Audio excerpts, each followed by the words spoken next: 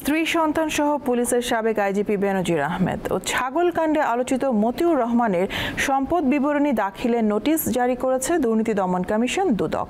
জব্দ হওয়া সম্পদের বাইরে অবৈধ সম্পদ খুঁজতে নোটিশ জারি করা হয়েছে বলে জানায় সংস্থাটি।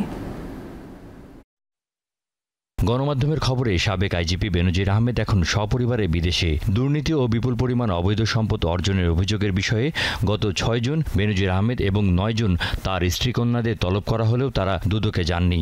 এরপর আইনজীবীর মাধ্যমে নিজের পক্ষে সাফাই দেন আলোচিত সাবেক এই আইজিপি। আইন ও বিধির আলোকে সংক্রান্ত কার্যক্রম করা হয়। তার বাড়িতে এই আমাদের সম্পদ বিবরণী দাখিলের নোটিশটি দেওয়া হবে, লটকে দেওয়া হবে, সময়সীমা দেওয়া আছে, সেগুলি সব আমরা অনুসরণ করব।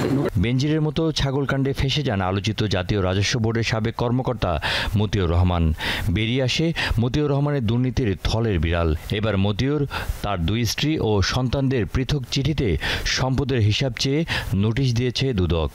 মতিউর রহমান তিনিও দুর্নীতির মাধ্যমে দেশে ও বিদেশে অবৈধ সম্পদ অর্জন সহ হুন্ডি ও আন্ডার ভয়েসিং ও ওভার ভয়েসিং এর মাধ্যমে বিদেশে অর্থ পাচারের অভিযোগে অনুসন্ধানের লক্ষ্যে দুর্নীতি দমন কমিশন কর্তৃক একটি অনুসন্ধানকারী টিম অনুসন্ধান করেছেন এবং অনুসন্ধান শেষে ২০০৭-এর বিধি ১৭(১) মোতাবেক তাদেরকে সম্পদ বিবরণী দাখিলের জন্য কমিশন কর্তৃক সিদ্ধান্ত গৃহীত হয়েছে এবং সেই অনুযায়ী একটি নোটিশ ইতিমধ্যে জারি করা হয়েছে।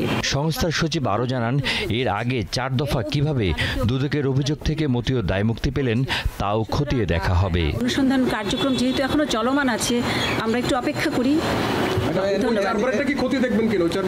নিশ্চয়ই সব রেকর্ডপত্র আমাদের কমিশনে রয়েছে, সবকিছু খতিয়ে দেখা হবে। অবৈধ সম্পদ অর্জনের মামলায় পুলিশের সাবেক অতিরিক্ত মহাপরিদর্শক শামসুদ্দোহা খন্দকার ও তার স্ত্রীর বিরুদ্ধে চার্জশিট দাখিল করেছে দুর্নীতি দমন কমিশন। ২৭ কোটি ৪৮ লক্ষ টাকার জ্ঞাত আয় বহির্ভূত সম্পদ অর্জন এবং মিসেস ফেরদৌসী সুলতানা খন্দকার পেশায় একজন গৃহিণী হওয়া সত্ত্বেও তার ব্যাংকে কিছু অস্বাভাবিক লেনদেনের তথ্য পাওয়া গেছে।